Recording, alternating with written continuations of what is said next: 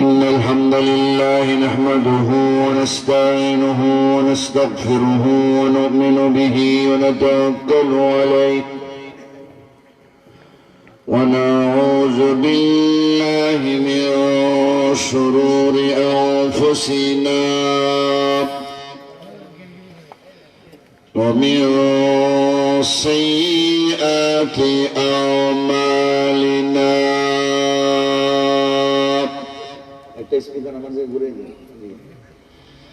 من يهده الله فلا مضل له ومن يضلله فلا هادي له.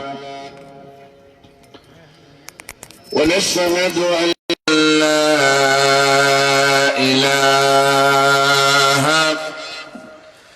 إلا الله وحده لا شريك له.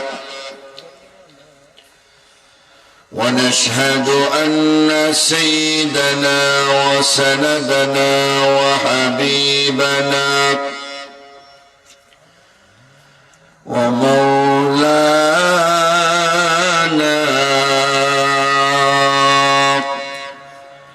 محمدا عبده ورسوله الذي أرسله بالحق بشيرا ونذيرا وداعيا إلى الله بإذنه وسراجا منيرا.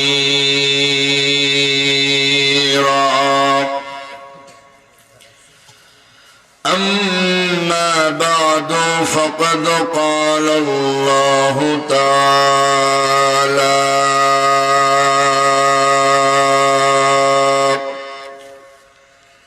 في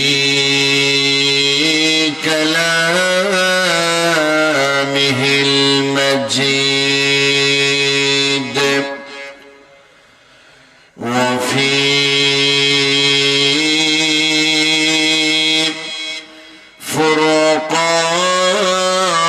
فرقانه الحميد.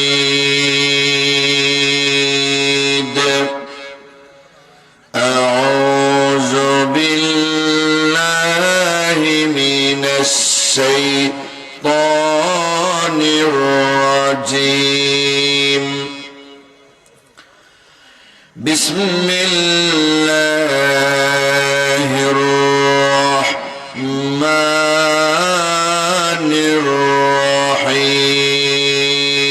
الرحيم. واتقوا يوما ترجعون فيه إلى الله ثم توفى كل نفس ما كسبت وهم لا يظلمون.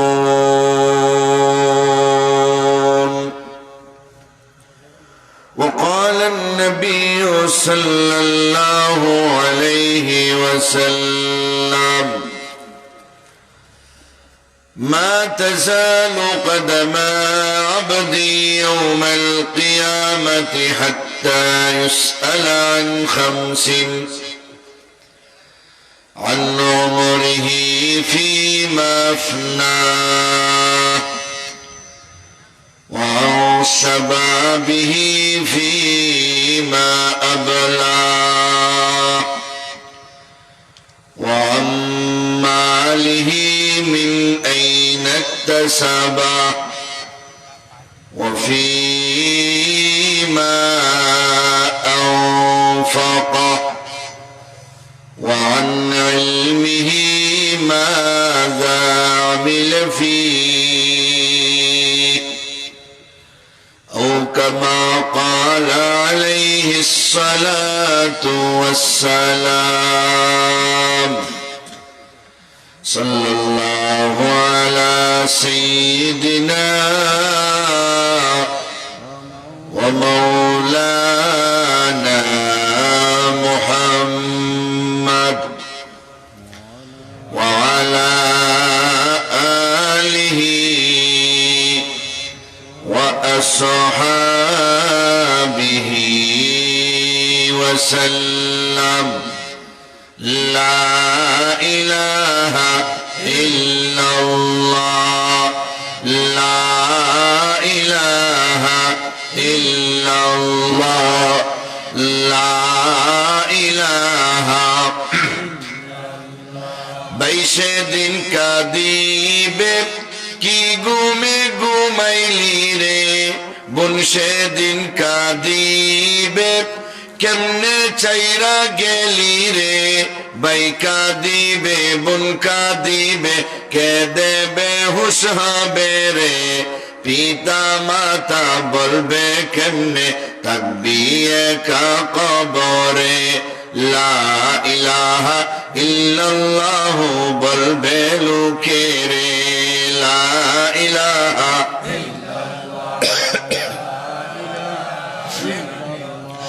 এই দুনিয়ায় যাদের তুমি ভেবেছ আপন তারা তোমার নয় তো আপন ভেবে দেখো মন কেউ তোমার ওই ছোট্ট ঘরের কেউ তোমার ওই কবর ঘরের সাথী তো হবে না রে লা ইলাহা ইল্লাল্লাহ বলবে লোকে রে বারবার খালি দৌড়ান কেন এটা মাইক ডিস্টার্ব করে বলছেন ভাই লা ইলাহা ইল্লাল্লাহ লা ইলাহা লা ইলাহা বাড়ি গাড়ি অট্টালিকা সবই পরে রবে তিন পাঁচ টুকরা সাদা কাপড় তোমাকে পরাবে মাটি হবে বিছানা তোর মাটি হবে বিছানা তোর উপরে বাঁশের ছাউনি রে লা ইলাহা ইল্লাল্লাহ বলেন সকলে লা ইলাহা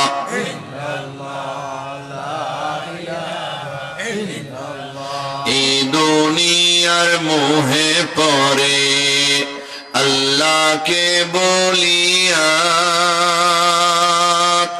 কোটিপতি হইছ তুমি হারাম না মানিয়া ঠিক না বেঠি এই দুনিয়ার মোহে পড়ে আল্লাহকে বলিয়া কোটিপতি হইছ তুমি হালাল ছেড়ে দিয়া সর্প হইয়া সেই টাকা তোর সর্প হইয়া সেই টাকা তোর কামড়াবে কপালে রে লা ইলাহা ইল্লাল্লাহ বলবে লোকে রে লা ইলাহা ইল্লাল্লাহ জোরে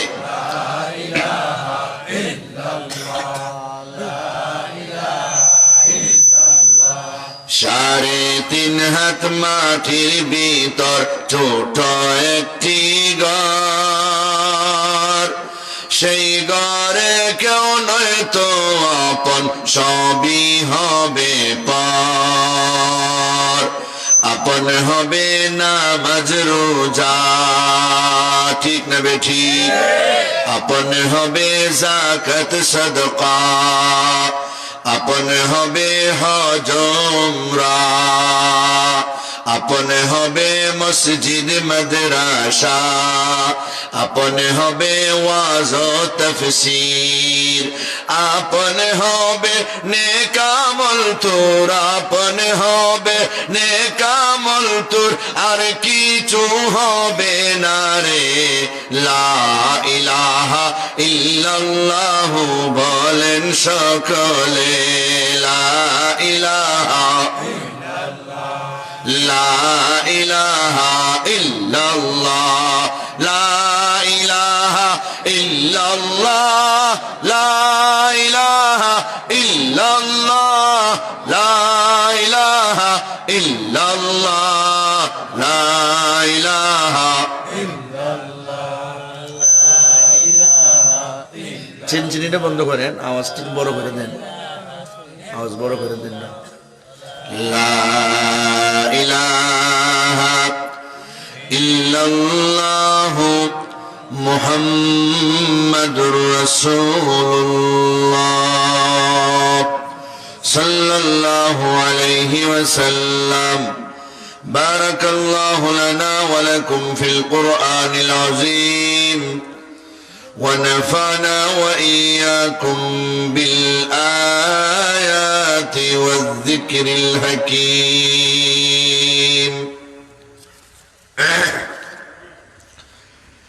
সুনামগঞ্জ পৌরসভার অন্তর্গত আশরাফুল উলুম কালীপুর গণিপুর হাসান বসত হাফিজিয়া নুরানিয়া মাদ্রাসা কর্তৃক আয়োজিত আজকের বার্ষিক ইসলামী মহাসম্মেলনের মুহতারাম সভাপতি সাহেব, দিগর হযরত উলামায়ে কেরাম, মুরব্বিয়ানে আযম, যুবক ভাইয়েরা, বাড়িঘরের পর্দার আড়ালের সম্মানিত শ্রদ্ধেয় মা ও বোনেরা, মহান আল্লাহ রাব্বুল আলামিনের দরবারে লক্ষ কোটি শুকর আদায় করছি, যিনি আমাদেরকে অত্যন্ত দয়া এবং অনুগ্রহ করে আজকের মাহফিলের শেষ প্রান্তে কনকনে শীতকে উপেক্ষা করে বসার মতো শোনার মতো সুযোগ করে দিয়েছেন। এজন্য আমরা সবাই সেই মহান আল্লাহ পাকের শাহী দরবারে হৃদয়ের গভীর থেকে শ্রদ্ধার সাথে শুকর আদায় করি এবং বলি আলহামদুলিল্লাহ।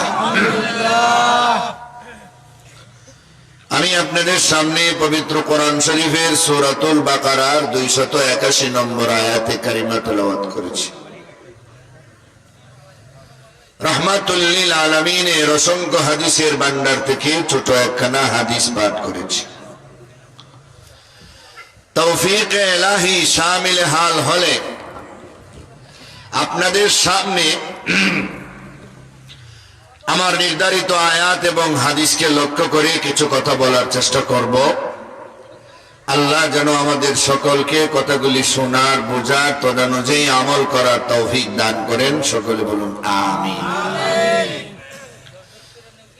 আমরা সবাই ভালো করে জানি এই পৃথিবীতে আমরা কেউ চিরকাল থাকতে পারবো না, ঠিক নেই?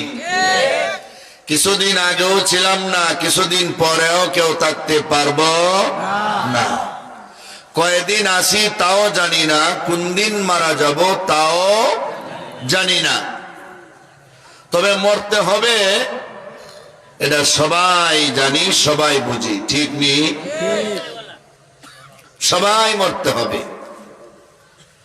যে আজরাইল ফেরেশতাকে আল্লাহ মৃত্যুর দায়িত্ব দিয়েছেন মানুষকে, মাখলুককে মারার, উনি নিজেও বাঁচতে পারবেন না, মরতে হবে। মরবেন না একমাত্র যিনি, তিনি কে? সবাই জোরে বলেন, তিনি কে? কুল্লু মান আলাইহা ফান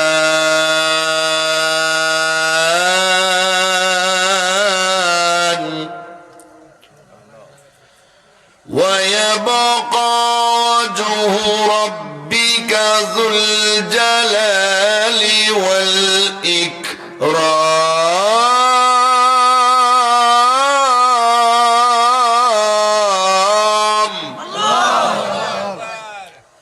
সব ধ্বংস হয়ে যাবে, সব মরে যাবে, মরবেন একমাত্র কে?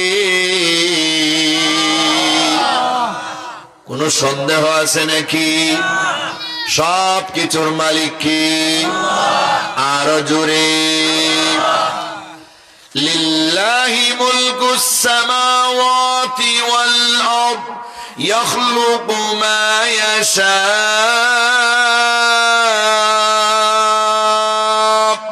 ইয়াহাবু লিমান ইয়াশাউ ইনাসা ويهب لمن يشاء الذكور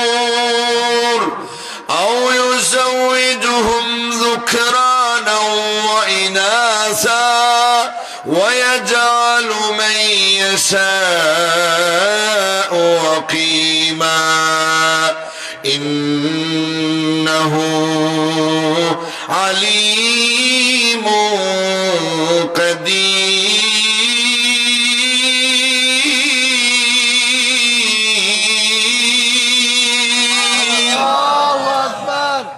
আসমান জমিনের রাজত্ব একমাত্র কার?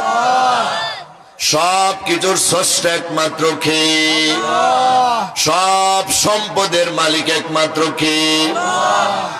যা মনে চায় তা করতে পারেন, যার মনে চায় তার ছেলে দেন, যার মনে চায় তার মেয়ে দেন, যার মনে চায় তার ছেলে মেয়ে ডাবল তিন ডাবল দেন, যার মনে চায় না তার একটাও দেন না। তিনি একমাত্র কে? তুমি রহমান, তুমি মেহেরবান,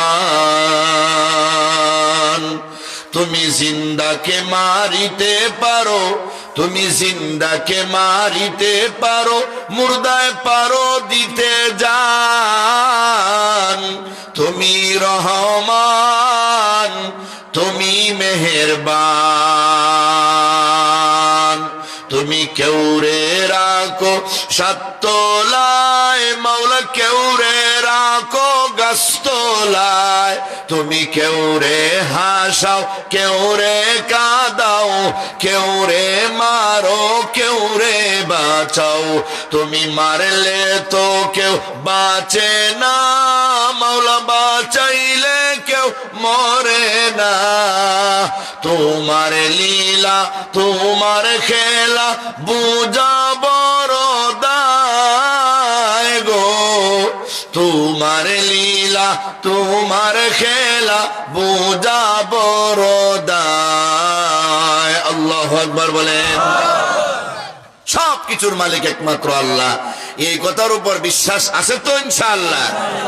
2 নম্বর, আমরা সবাই মরে যাব। কাফা বিল মাউতে ওয়াইজা, মৃত্যুর ওয়াজের জন্য মৃত্যুর স্মরণ, মৃত্যুর কথা ইয়াদ করা, মৃত্যুকে স্মরণ করা, মৃত্যু যে হবে এটা বিশ্বাস করা, এটাই সবচেয়ে বড় ওয়াজ। যে লোকটি বুঝে যে আমি একদিন মরে যাব, এই লোকটি কোনোদিন নেক আমল ছাড়তে পারে না, এই লোকটি কোনোদিন বদ আমল করতে পারে না। কথা বলেন ঠিক কিনা? আমাদের জীবন কিন্তু হেলায় খেলায় আমরা কাটাই দিতেছি। সিগারেটের মতো মানুষ যে সিগারেট খায়, খাইলেও জ্বলে, না খাইলেও জ্বলে, শেষ হয়ে যায়। বরফ কিন্তু আপনি আপনি নিঃশেষ হয়ে যায়। টাইম এন্ড টাইড ওয়াইট পর নন, সময় নদীর স্রোত কারোর জন্য অপেক্ষা করে না, তা তার গতিতেই চলতে থাকে। আমাদের বয়স তার গতিতেই চলতেছে। আস্তে আস্তে একটা দুইটা করে মাথার চুলগুলি পাকতেছে, দাঁতগুলি পড়তেছে, চামড়াগুলি ঢিলে ঢালা হচ্ছে, অসংখ্য গণিত চিঠি আমাদের কাছে আসতেছে। কয়টা চিঠির জবাব দিচ্ছি, কয়জন আমরা আখিরাতমুখী হচ্ছি, সেই কথাটা হলো বিবেচনার বিষয়। ঠিক কিনা বলেন? আগের যুগে আজরাইলের সঙ্গে মানুষের সাক্ষাৎ হইতো। আজরাইল মানুষের সুরতে মানুষের সাথে সাক্ষাৎ করতেন মাঝে মাঝে। মুসা আলাইহিস সালামের তাপ্পর খাওয়ার পরে এই সুরতে আর কেউর কাছে আসেন না। সুবহানাল্লাহ বলেন। একবার রাস্তা দিয়ে যাইতেছেন, এক লোকে আজরাইল আলাইহিস সালামকে জিজ্ঞাসা করে, পরিচয় পাইয়া অনুনয় বিনয় করে বলে, আপনি যখন মানুষের জান কবজ করেন, তাহলে আমার একটা কাজ করবেন, আমার মরণের 1 বছর আগে আমার একটা চিঠি দিবেন। কি দিবেন? চিঠি। চিঠি দিয়ে কি করবা? চিঠি দিয়ে আমি 1 বছর আগ থেকে রেডি হয়ে যাইব মরণের জন্য। নামাজ রোজা ইবাদত বন্দেগী ওয়াজ তাফসীর কোনো কিছু আর বাদ দিব না। সব ঠিকঠাক মতো চালাইব, যেন আমি সোজা হয়ে মরতে পারি, জান্নাতের যোগ্য হয়ে মরতে পারি। সারা জীবন আকাম কুকাম যা করব সব মাপটাপ চাইয়া বাস আমি সোজা হয়ে যাব। এই জন্য আমাকে 1 বছর আগে একটা চিঠি দিবেন। আজরাইল ওনার কাছে সাক্ষাৎ করছেন ঠিক 20 বছর পর। কত বছর পর? 20 বছর পরে একদিন দেখা, বলতেছেন আমি আসছি। কে আপনি? আনা মালাকুল মউত, আমি আজরাইল। ও, আমার তাহলে চিঠি দেওয়ার জন্য আসছে? কয় না, তোরে নেওয়ার জন্য হয়েছি। নাউজুবিল্লাহ, কি বলেন ফেরেশতা হইও আপনি মিথ্যা কথা বলেন? আপনি না আমারে ওয়াদা দিয়ে গেলেন আমার মৃত্যুর 1 বছর আগে আমারে চিঠি দিয়ে জানাইবেন, কই কোনো চিঠি তো দিলেন না, এমনি আইসা পড়লেন। আজরাইল বললেন, চিঠি দেওয়ার কথা তো বলছিলাম একটা, তোমার কাছে চিঠি আসছে 1000টা, তুমি একটা চিঠিরও গুরুত্ব দাও নাই। কই চিঠি আসছে?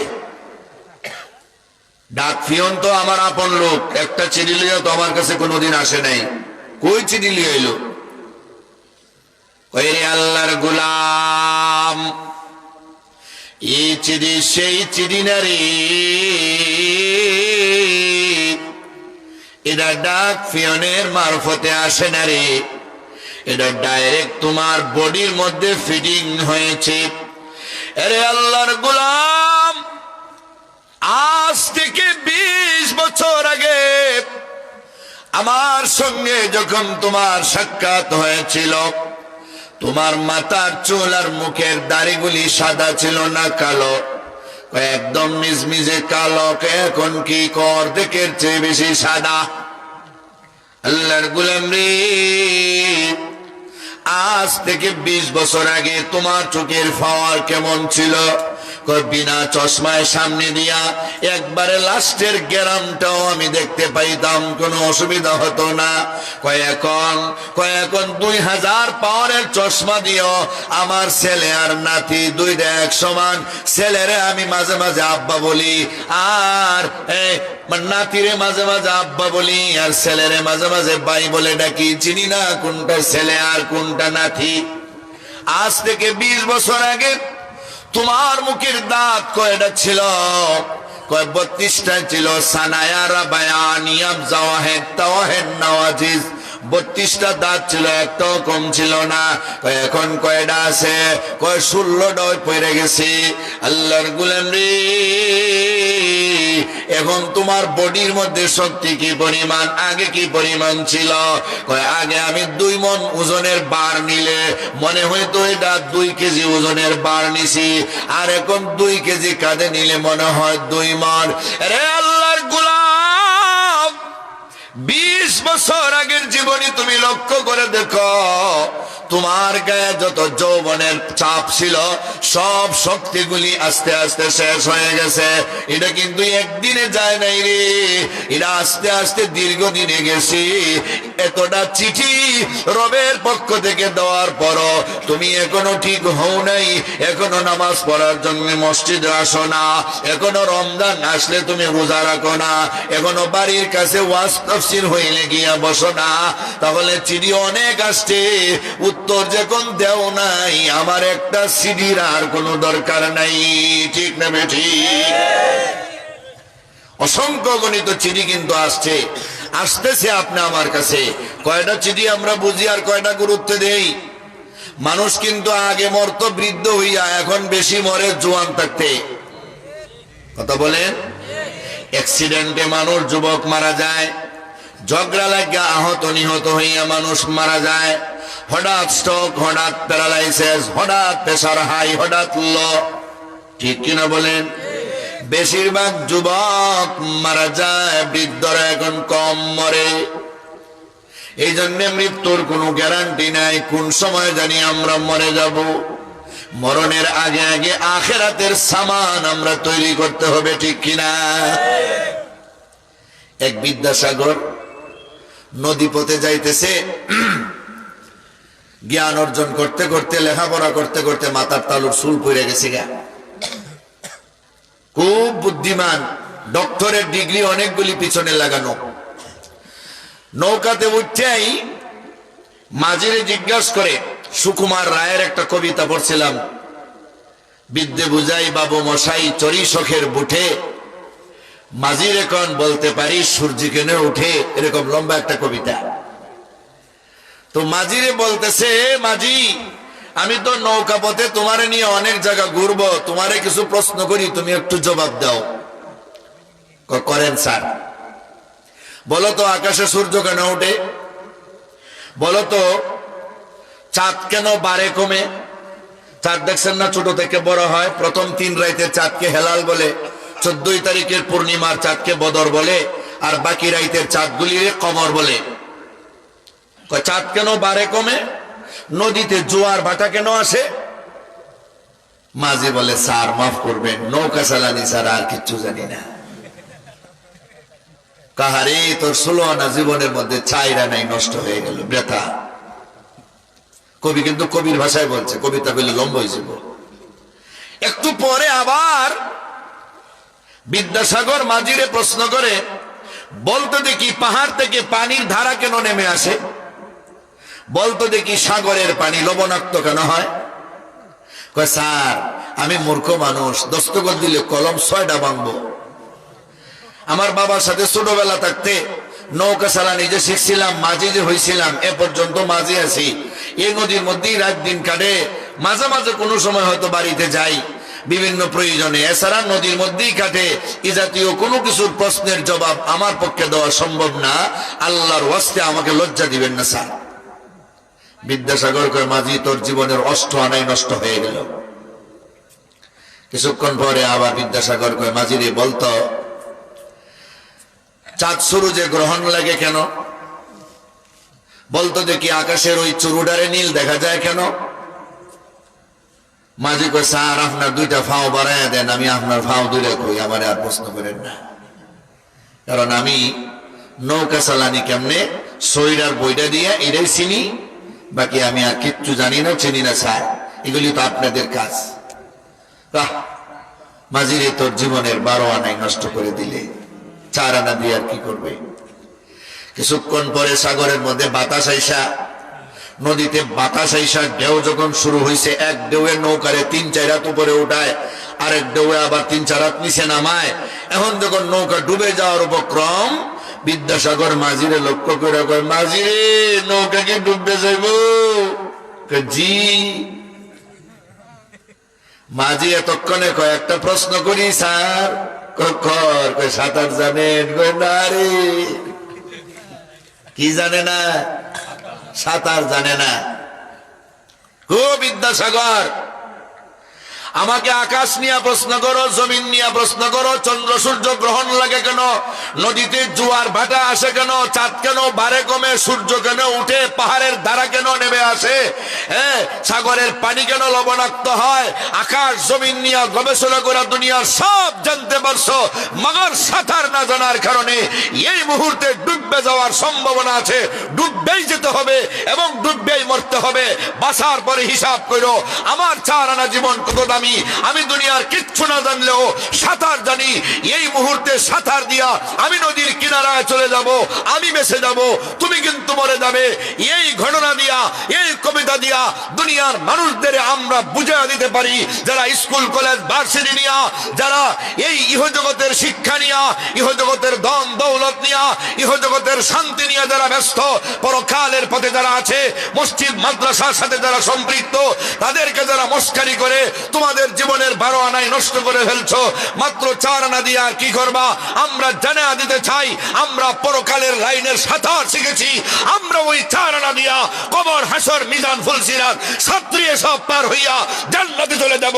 আর তোমরা সারা দুনিয়া জানলো পরকালের লাইনে তোমাদের কোনো আমল নাই, তোমরা জাহান্নামে জ্বলতে হবে। কথা বলেন ঠিক কিনা? আমার প্রাণের ভাইয়েরা, আমার প্রাণের বাবারা, আমরা পরকাল নিয়ে চিন্তা করতে হবে।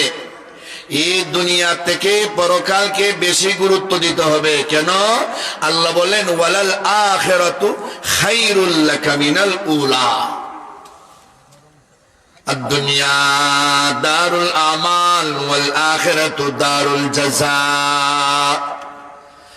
আদ-দুনিয়া দারুল গুরুর ওয়াল আখিরাতু দারুস সুরুর, আদ-দুনিয়া দারুল ফানা,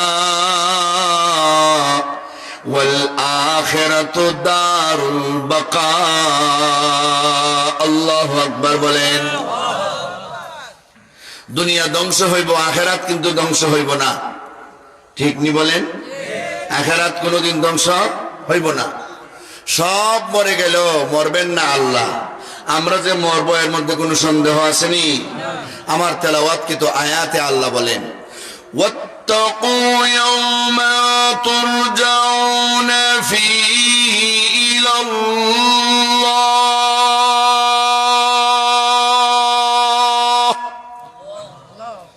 সুম্মা তুওয়াফা কুল্লু নাফসিন মা কাসাবাত ওয়া হুম লা ইউযলামুন।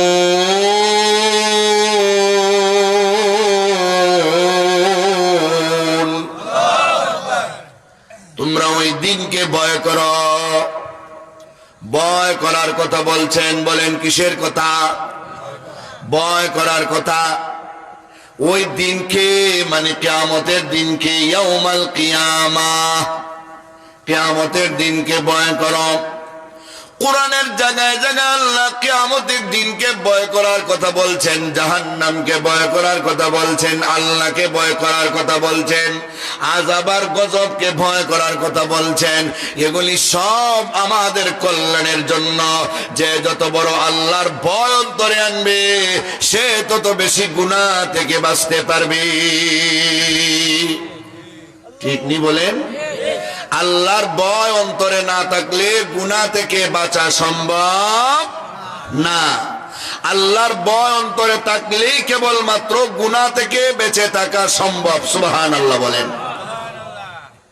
আমার প্রাণের ভাইয়েরা, আমার প্রাণের বাবারা, আমরা একদিন সব হারায় ফেলবো, হায়াত হারায় ফেলবো, সব ফেলে দিব। ওই দিন আফসোস করবো কি, আল্লাহ গো, আজকে হাসরের ময়দানে যা দেখতেছি, আবার আমারে দুনিয়াতে পাঠাও, ইবাদত বন্দেগী যে শুরু করব, একদিনও আর ছাড়বো না। এই দিন আফসোস করলে কি আর আমাদেরকে দুনিয়ায় পাঠানি হবে? আরো জোরে বলেন।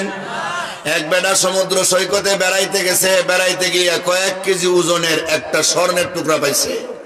এটার মধ্যে ফ্যাক কাদা লাগানো, এটারে সুন্দর করে সাগরে নিয়ে পানির মধ্যে নিয়ে দোয়ার চেষ্টা করতেছে। আর দৌত করতেছে, আর মনে মনে চিন্তা করতেছে, এটা তো অনেক দামি জিনিস, এটা কেনার মতো তো আমার এলাকায় কোনো লোক নাই। এটা বড় একজন অর্থমন্ত্রী শিল্পপতি দেখা এরকম বড় লোকের কাছে বিক্রি করতে যাব, আর এটা বিক্রি কইরা যত মিলিয়ন বিলিয়ন ট্রিলিয়ন ট্রিলিয়ন টাকা পাবো, এগুলি দিয়া আমার দেশের অভিজাত এলাকায় কয়েকটা বাসা কিনবো, ল্যান্ড ক্রুজার প্রাডো এরকম দামি দামি কিছু ব্র্যান্ডের গাড়ি কিনবো, তারপরে সুন্দরী দিকে কয়েকটা মেয়েরে বিয়া করব, এরকম আমোদ ফুর্তি করবো কইরা এইভাবে হাত তালি দিয়া খুশিতে নাচতেছে আর দইতেছে, এইভাবে দইতেছে দইতেছে আর খুশির সুরে একটা হাততালি মারছে, হাততালি মারতেই হাত থেকে পড়ে গেছে। মুহূর্তের ভিতরে কয়েক কেজি ওজনের স্বর্ণের টুকরা সাগরের পানি। এটা কি বাড়ির হুকুম নাকি যে ডুব দিয়ে খুঁজা বাইর করে নেব? মাথার মধ্যে চটকাইছে। মুহূর্তের ভিতরে যে লোকটা অনেক বড় লোক হওয়ার স্বপ্ন দেখছিল, আমরা তো দুনিয়াতে স্বপ্ন দেখি, কিন্তু মুহূর্তের ভিতরে তার স্বপ্নটা নষ্ট হয়ে গেল, মাথার মধ্যে চট খাইলো, খাইয়া এখন কয় আহারে দোয়ার আমার কি দরকার ছিল, না দোয়াই তো ভালো ছিল। এই কথা বইলা বইলা বাড়িতে যেতেছে, এই কথা জপতেছে, দোয়ার আমার কি দরকার ছিল, না দোয়াই তো ভালো ছিল, দোয়ার আমার কি দরকার ছিল, না দোয়াই তো ভালো ছিল। এই কথা বলতে বলতে যখন বাড়িতে গেছে, বাড়িতে তার মা পাইয়া কয় আব্বা তুমি সমুদ্র সৈকতে বেড়াইতে গেছিলা, আসার সময় পাগল হয়ে আসলা, কি বলতেছো এগুলি? কয় দোয়ার আমার কি দরকার ছিল, না দোয়াই তো ভালো ছিল। তোমার এটা কেডা শিখাইছে? কয় দোয়ার আমার কি দরকার ছিল, না দোয়াই তো ভালো ছিল। মা কয় সারছে, ডাক্তারের কাছে নিয়ে যাওয়া দরকার, ব্রেন নষ্ট হয়ে গেছে, গা লিয়ে গেছে ব্রেইনের ডাক্তারের কাছে। ব্রেইনের ডাক্তার দেখিয়া কয় আমার ভিজিট 500 টাকা। এটা অনেক আগের ঘটনা, আমার ভিজিট 500 টাকা। 500 টাকা, আমরা গরিব মানুষ, দিন আনিতে দিন খাই, 100 টাকা আনছে ঋণ শিন কইরা, এটা দিয়ে আমার ছেলেরা আপনি চিকিৎসা করেন। কোন 100 হবে না। ঠিক আছে 100 রাখেন, 400 ডেট করেন, বাকি দিয়ে দিব।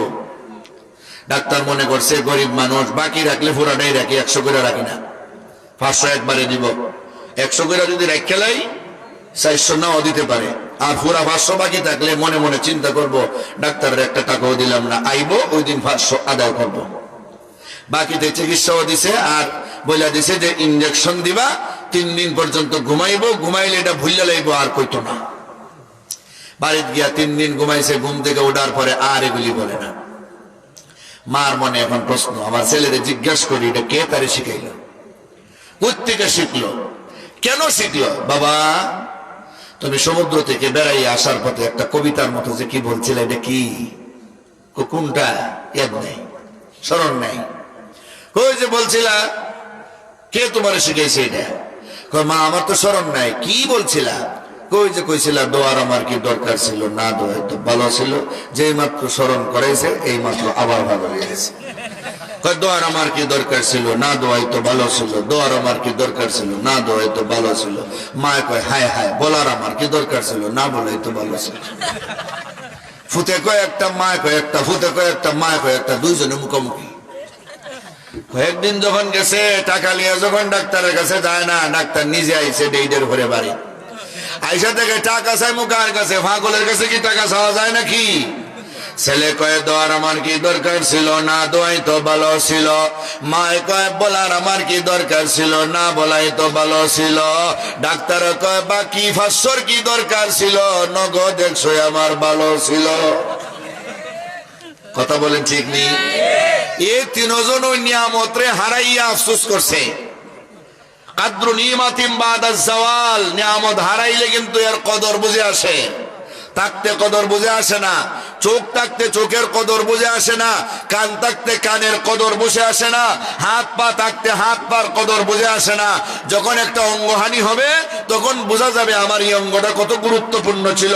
হায়াত থাকতে আমার হায়াতের কদর বুঝে আসে না, যখন আমি মারা যাব তখন বুঝে আসবে আমার এই 60-70 বছরের জিন্দেগিটা কত দামি ছিল। ঠিক কিনা বলেন? আল্লাহ বলেন ওয়াত্তাকু ইয়াউমা, তোমরা ওই দিনকে ভয় করো, কিয়ামতের দিনকে, তুরজাউনা ফীহি ইলাল্লাহ, যেদিন তোমরা আল্লাহর কাছে ফিরে যাবে, তোমাদেরকে আল্লাহর কাছে ফিরাইয়া নেওয়া হবে। ফিরাইয়া নেওয়া হয়, ফিরে যেতে হয় কোন জায়গায়? যেখান থেকে মানুষ আসে। ঠিক নি? যেখান থেকে মানুষ আসে মানুষ এখানে ফিরে যায়। আমরা তো আসছি আল্লাহর কাছ থেকে, আবার ফিরে যাব আল্লাহর কাছে। ঠিক নি?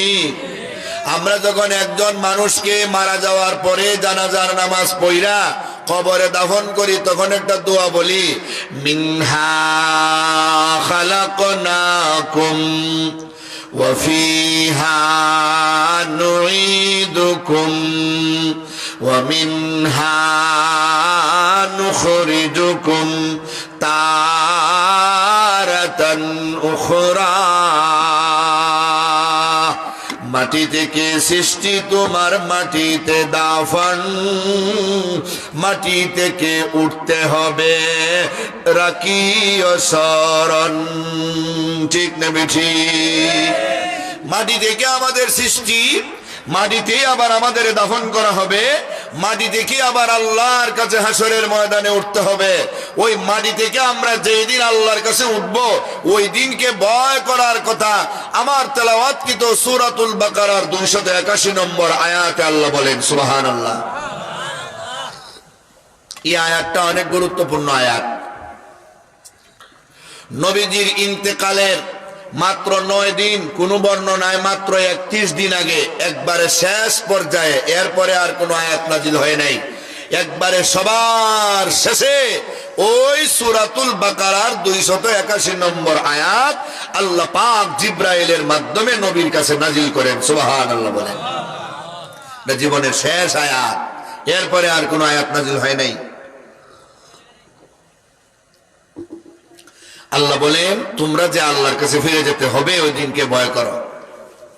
ওই দিনটা কি হবে, দিনটা আমাদের একটু জানা দরকার আসেনি? খুব মজার কথা, শুনতে হবে মনোযোগ দিয়া। এই দিনটা কত লম্বা হবে? দিন কিন্তু একদিনই, কিয়ামতের দিন। কয়দিন? সবাই বলেন, শিক্ষা যান। কয়দিন? একদিন। কেউ কেউ বলে এটা 50,000 বছর। না না, বিষয়টা কিন্তু এমন না।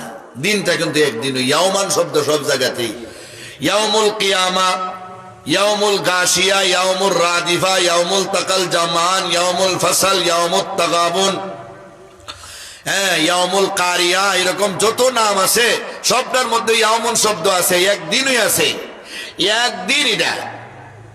কিন্তু একদিনটা দীর্ঘ কত হবে, লম্বা কত হবে, এই ব্যাপারে পবিত্র কোরআনের 2 আয়াতে আল্লাহ দুই সূরার 2 আয়াতে 2 ধরনের বর্ণনা।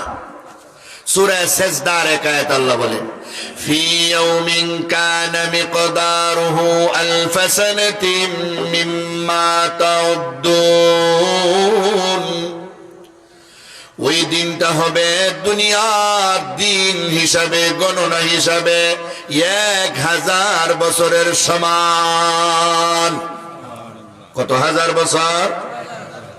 আল্লাহ বলেন তোমরা যে দুনিয়াতে বছর গণনা করো, আমরা কিন্তু 2টা সিস্টেমে বছর গণনা করি, সৌর হিসাবে, চন্দ্র হিসাবে।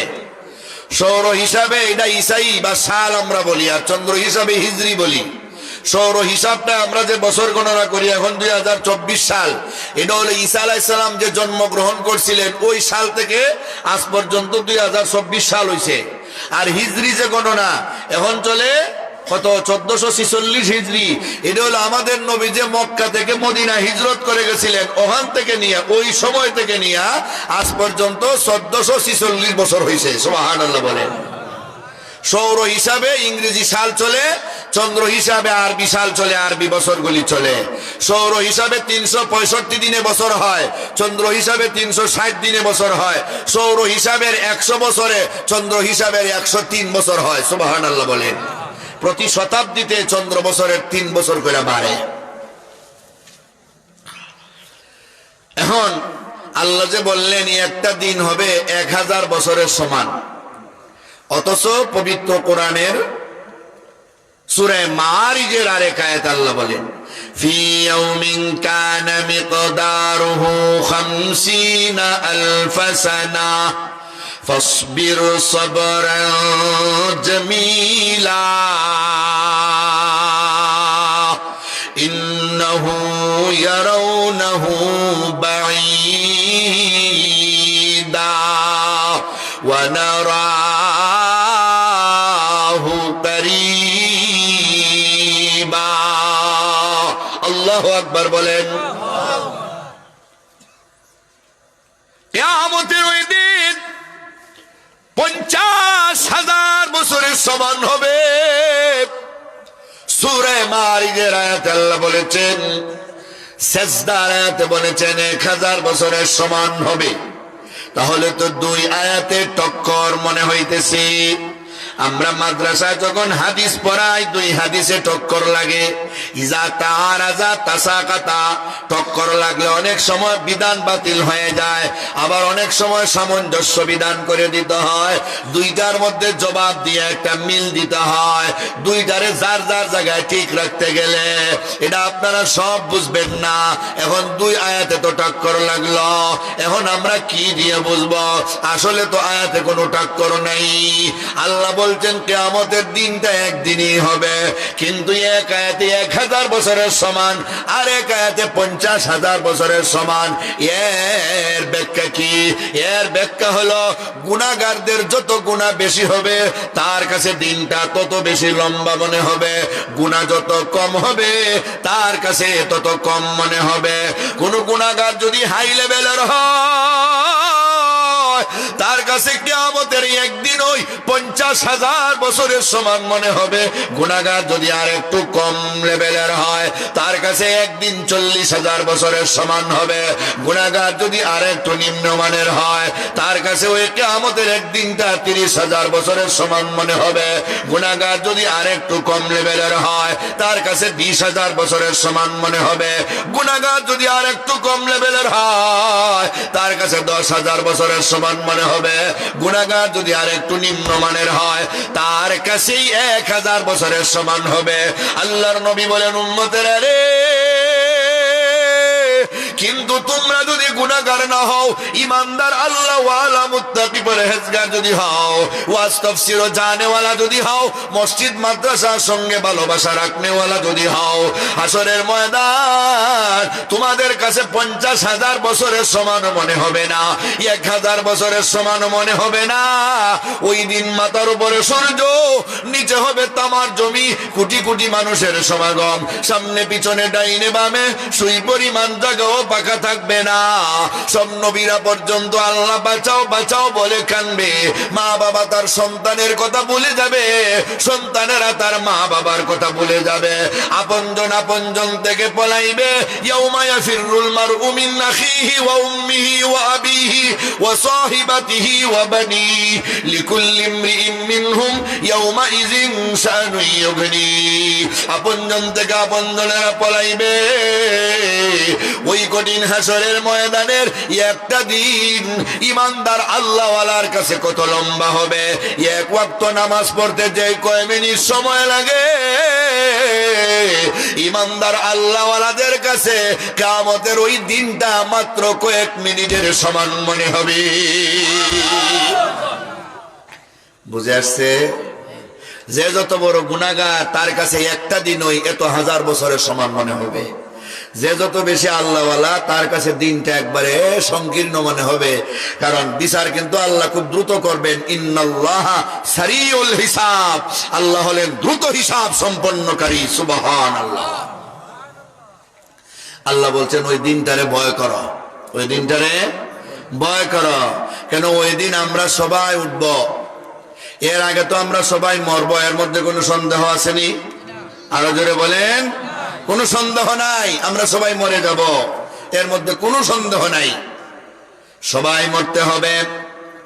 সব মারা যাওয়ার পরে ইসরাফিলের সিংহায় ফু দিয়ে যখন সব মেরে দিবেন, এবারে আজরাইলকে আল্লাহ লক্ষ্য করে বলবেন, দুনিয়াতে আর কারা আছে? আল্লাহ সব তো মইরা শেষ, খালি ফেরেশতারা আছে। আল্লাহ বলবেন সব ফেরেশতারে মেরে ফেলো, মেরে ফেলা হবে। এখন কারা আছে? আল্লাহ আরশ বহনকারী 8 জন ফেরেশতা আছে, জিব্রাইল, মিকাইল, ইসরাফিল আর আমি আজরাইল আছি। আর আপনি আল্লাহ আছেন, আপনার তো মরণ নাই। সুবহানাল্লাহ। আল্লাহ বলবেন, হে আজরাইল, আরশ বহনকারী ফেরেশতার কোনো প্রয়োজন নেই রে, আরশ বহনকারী 8 জন ফেরেশতারে মেরে ফেলো, মেরে ফেলা হবে। এরপরে বলবেন জিব্রাইল, ইসরাফিল, মিকাইলকে মেরে ফেলো, মেরে ফেলা হবে। এবারে আরশটাকে আল্লাহ তার হুকুমের মধ্যে দাঁড় করে রাখবেন, বিনা ফালায়, বিনা ফেরেশতায় আরশটা এখন দাঁড়িয়ে থাকবে। আরশটা কত বড়! ওয়াসসামা'i যাতিল বুরুজ আয়াতের ব্যাখ্যায় মুফাসসিরিনে কেরাম লেখছেন, 7 আসমান 7 জমিনটা কত বিশাল। এক দুনিয়ার জমিন থেকে প্রথম আসমান 500 বছরের রাস্তা, প্রথম আসমান থেকে দ্বিতীয় আসমান 500 বছরের রাস্তা, এইভাবে 2 আসমানের মাঝখানে 500 বছরের রাস্তা। আবার প্রত্যেকটা আসমান প্রশস্ত, গাঢ় হইল আরো 500 বছরের রাস্তা। এইভাবে জমিন থেকে আরেক জমিনের দূরত্ব, 7 আসমান 7 জমিনকে যদি আলাদা কইরা লম্বা করা হয়, যত বড় হবে আল্লাহর কুরসির সামনে 7 আসমান আর 7 জমিন যেন একটা ডিমের মতো মনে হবে। আরো জোরে কন্যা সুবহানাল্লাহ। কয় আল্লাহ যে কুরসির মধ্যে বসেন, ওই কুরসি আর 7 আসমান 7 জমিনকে যদি আলাদা করে বিস্তৃত করা হয়, আল্লাহর আরশের সামনে একটা ডিমের মতো ছোট মনে হবে। ওই বিশাল বড় আরশটারে 8 জন ফেরেশতা বহন করে রাখবো, কিন্তু আল্লাহ বলবেন তাদেরকে মেরে ফেলো, মেরে ফেলার পরে আল্লাহর হুকুম দিয়ে দাঁড় করে রাখবেন। এবারে ইসরাফিলের মুখে যে একটা সিংহা ছিল, ওই সিংহাটা তো অনেক ভারী, যেই সিংহার ফুৎকারের কারণে সব মাখলুকাত মারা যাবে। যেই সিংহায় ফু দিলে সব মাখলুকাত আবার কবরের ভিতর থেকে হাসরের ময়দানে উঠবে। এটা যেমন তেমন বড় সিংহা না, ওই সিংহাটারে আল্লাহ আর আরশে আজিমের মধ্যে লটকায় রাখবে। সবাই যখন মেরে ফেলা হবে, এবারে আল্লাহ বলবেন কে আছে রে? আর আল্লাহ গো আমি আজরাইল আছি। আর তুমি আল্লাহ আছো। ওয়ান্তাল হাইয়ুল কাইয়ুম লা তামুতু আবাদা, তুমি চিরঞ্জীব, তোমার কোনো মরণ নাই গো আল্লাহ। আল্লাহ বলবেন আজরাইল রে, এই মুহূর্তে তুমিও মরতে হবে। সুবহানাল্লাহ। এই মুহূর্তে তুমিও মরতে হবে, তুমিও মরো।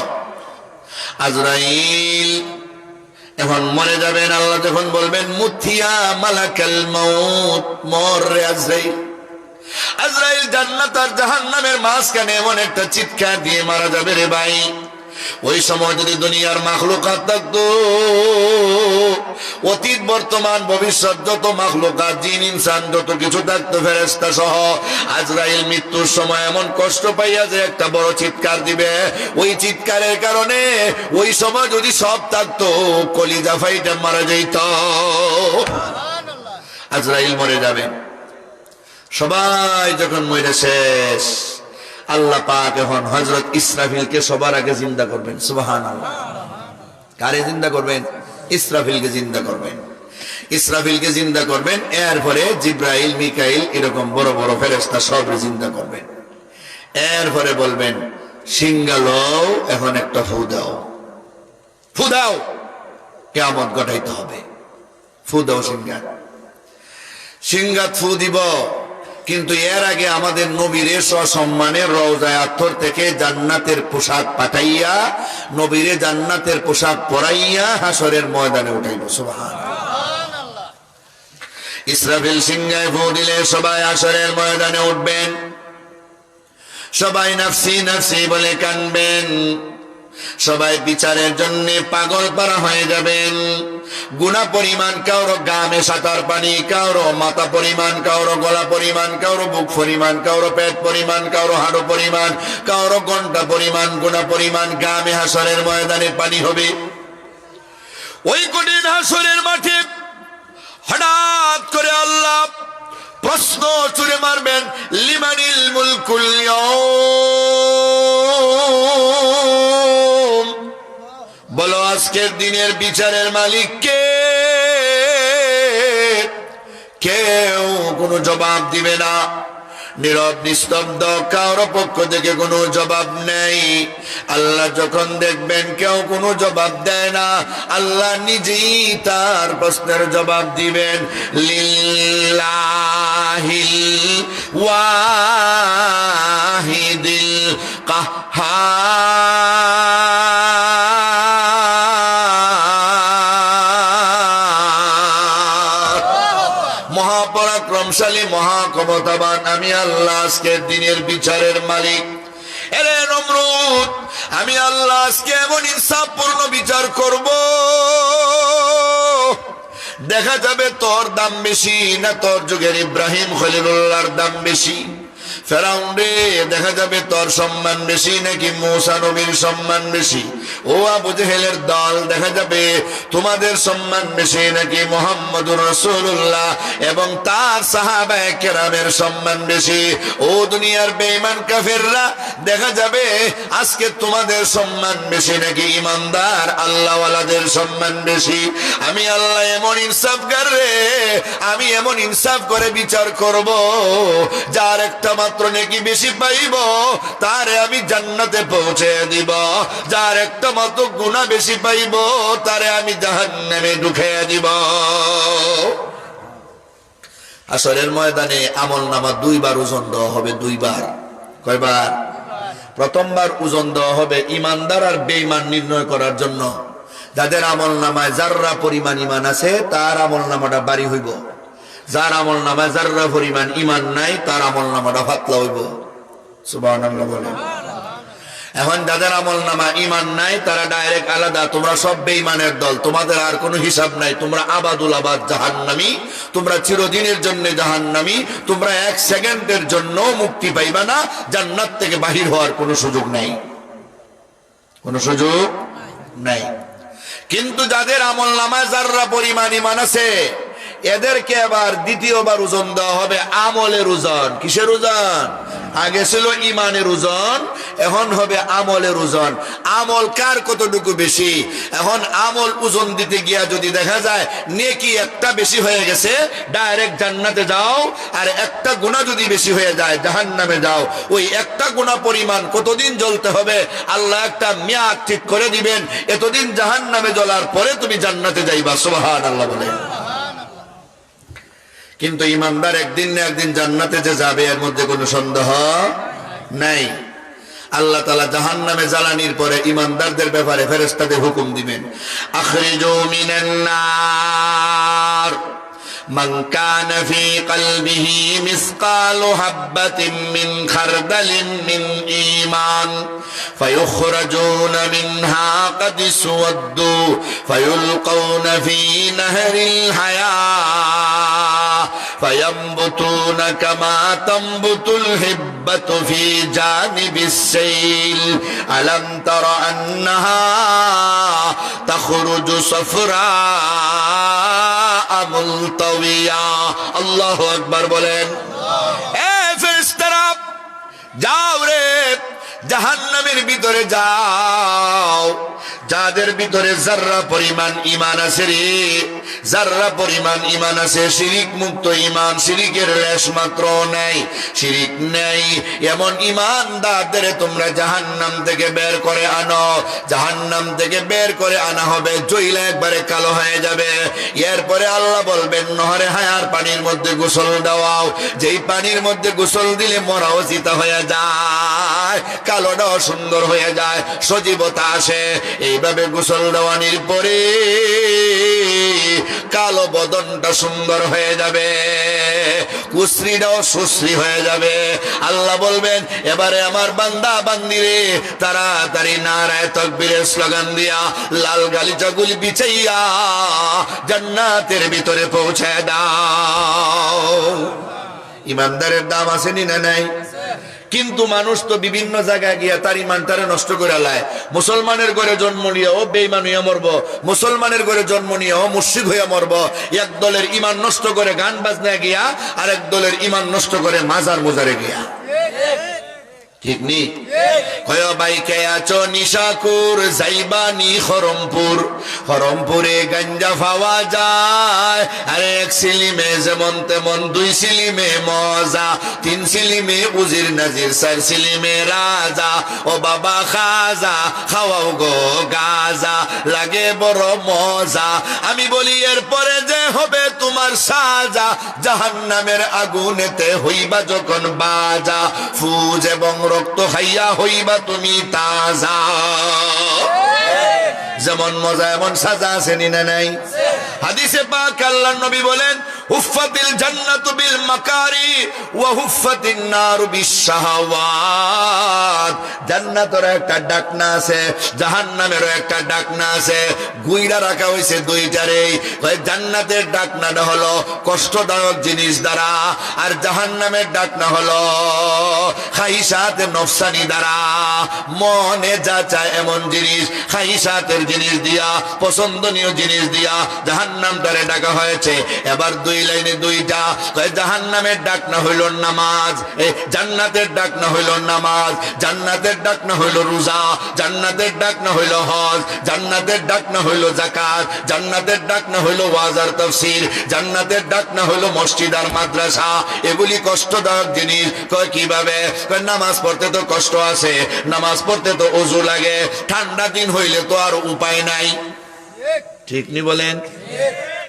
ইয়া আল্লাহ, শীতের দিনে ওযু করবো দেখে একদলে নামাজ পড়ে না।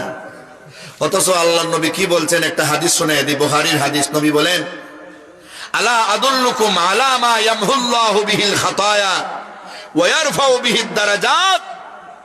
আমি কি তোমাদেরকে এমন আমলের কথা বলে দিব না যে আমল করলে তোমাদের জীবনের সমস্ত গুনাহ মাফ, আর তোমাদের মর্যাদারে আল্লাহ উচ্চ করে দিবে? সুবহানাল্লাহ। কালু বালা ইয়া রাসূলুল্লাহ, গো আল্লাহর রাসূল হ্যাঁ বলেন। নবী বলেন ইসবাগুল উযু আলাল মাকারি ওয়া কাসরাতুল খুতা ইলাল মাসাজিদ ওয়া ইনতিজারুস সালাতি বাদাস সালাহ ফাযালিকুমুর রিবাত। এক নম্বর আমল হলো কষ্ট হওয়ার পরেও যারা ভালো করে ওযু করে, ওযু করতে কষ্ট হয় শীতের দিনে, হয় জ্যাকেটটারে উড়ে ফেলে দেয়, চাদরটারে উড়ে ফেলে দেয়, মৌজাটারে খুলে ফেলে, মাথার মাফলার আর রুমালটারে খুলে ফেলে, আর কয় আমি যুবক হই আর বৃদ্ধ হই, ওযু কইরা নামাজ যদি না পড়ি, ভালো করে যদি ওযু না করি আমার নামাজ হবে না, নামাজ না পড়লে তো আমি জান্নাতে যাব না। এমন ভাবে ভালো কইরা ওযুর সুন্নত মুস্তাহাব ফরজ ওয়াজিব সবগুলি আদায় কইরা সুন্দর করে যারা ওযু করে, এমন ব্যক্তিদের ব্যাপারে আল্লাহর নবী বলেছেন তোমাদের জীবনের সবগুলি গুনাহ মাফ কইরা আল্লাহ তোমাদের মর্যাদারে আকাশচুম্বী করে দিবে। ওযু করার মধ্যে লাভ আসেনি?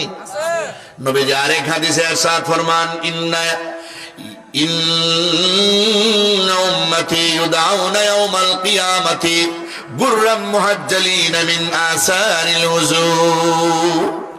ওযুর অঙ্গগুলি ঝলমল ঝলমল করবে, আসরের ময়দানে ঝলমল ঝলমল করবে, ও অঙ্গগুলি দেখে দেখে ডাকা হবে, ও মুহাম্মদের উম্মতেরা তোমাদের মাথার চুল বড় ঝলমল করে, তোমাদের চেহারা বড় ঝলমল করে, তোমাদের হাত বড় ঝলমল করে, তোমাদের পা বড় ঝলমল করে, তোমরা যে দিনের বেলা রাতের বেলা কষ্ট করে করে ওযু করতা, এইগুলি নূরে নূরান্বিত হয়ে গেছে, এইগুলি দেখা বুঝতে পারছি তোমরা মুহাম্মদের উম্মত, তোমরা ওযু করনেওয়ালা, আও রে আও জান্নাতে চলিয়ে যাও। ওযু করার লাভ আসেনি?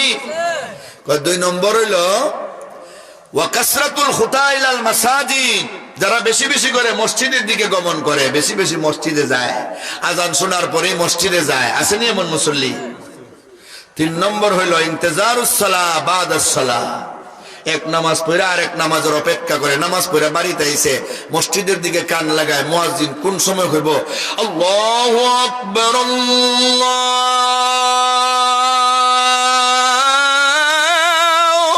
আকবার আল্লাহু আকবার আল্লাহু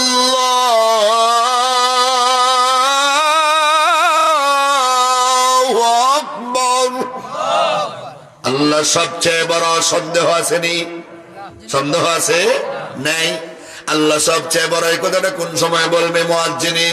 আমি দৌড় দিয়া মসজিদে চলে যাব অপেক্ষা করে। এই তিন দলের ব্যাপারে নবী বলেছেন তাদের জীবনের গুনাহগুলি মাফ, তাদের মর্যাদা হবে আকাশচুম্বী। সুবহানাল্লাহ।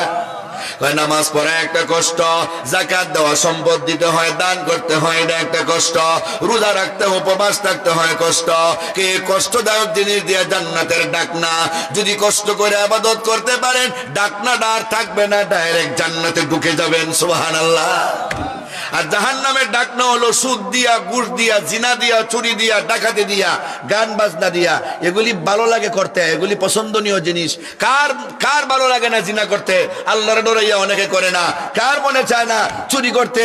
আল্লাহর ডরাইয়া করে না। কার মনে চায় না সুদ খাইতে? একবার নগদ ব্যবসা, লাখ টাকা নিয়ে নামলে বছরে 3 লাখের মালিক। কথা বলেন ঠিক নি? সবার তো মনে চায়, কিন্তু সুদ খাইলে আল্লাহর সঙ্গে যুদ্ধের ঘোষণা আল্লাহ কোরআনে বলছেন। মায়ের সঙ্গে জিনা করার গুনাহ, এই জাতীয় গুনার কথা না সুদ মানুষে খায় না। এই সমস্ত গুনাহ হইল, এগুলি মানুষ দেখলে খুব ভালো লাগে, করতেও খুব ভালো লাগে। এই সব দিয়া জাহান্নামের ডাকনা, যদি মানুষে গুনাহ কইরা ফেলে জাহান্নামের ডাকনা সরে যাবে, টফ করে জাহান্নামে পড়ে যাবে। কথা বুঝছেন? সহজ করে হাদিসের তরজমার ব্যাখ্যাটা দিলাম। আমার প্রাণের ভাইরা, আমার প্রাণের বাবারা, কিয়ামতের সেই কঠিন ময়দান আপনি আমার সকলের সামনে আছে। এই কিয়ামতের কঠিন ময়দানে আপনি আমি সবাই উঠব। এই দিন যে আমরা উঠব, এই দিন আমাদের জন্য আল্লাহ তাআলা যে কি ব্যবস্থা করবেন, আল্লাহ বলবেন বলো আজকের দিনের বিচারের মালিককে। কেউ যখন বলতে পারবে না, আল্লাহ বলবেন আমি বিচারের মালিক। আমি আজকে এমন ইনসাফগার হইয়া বিচার করব, একটা নেকি বেশি হইলে জান্নাত দিব, একটা গুনাহ বেশি হইলে জাহান্নামে দিব। আপনারা কি চান না যে আমাদের নেকিগুলি গুনার সাথে বেশি হোক? বলেন চান কি না? বেশি হইতো নি না হইতো না? আসুন, রাত 12টা পার হয়ে গেছে। আমার সময় ছিল, হুজুর বইলেন ছিলেন 10টায় দিবেন, এরপরে লেট হয়ে গেছে। যাক, আমার মহব্বতের মানুষ আপনাদের মুহতামিম সাহেব, ইমাম সাহেব হুজুর, হ্যাঁ, তো লেট কিছু হইতেই পারে মাঝে মাঝে। তো আমি আলহামদুলিল্লাহ শেষ পর্যায়ে 12টা পার হইলো, আপনাদেরকে নিয়ে আখেরে মোনাজাত করব। আমি বসে বসে শুনছি আপনারা হযরত উলামায়ে কেরামের হাতে মাদ্রাসার জন্য অনেক দান খয়রাত করছেন, অনেক দান খয়রাত করছেন। দান